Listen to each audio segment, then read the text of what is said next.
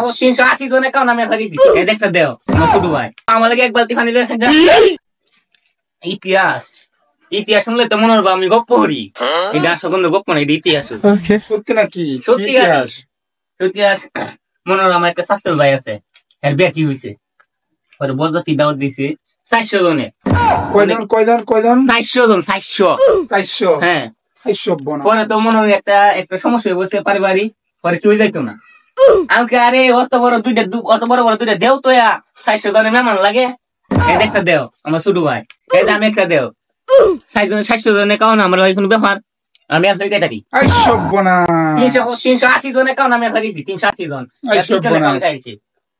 মাংনা শুরু দেও ওই দেও আমার লাগে এক বালতি পানি লয়েছে যা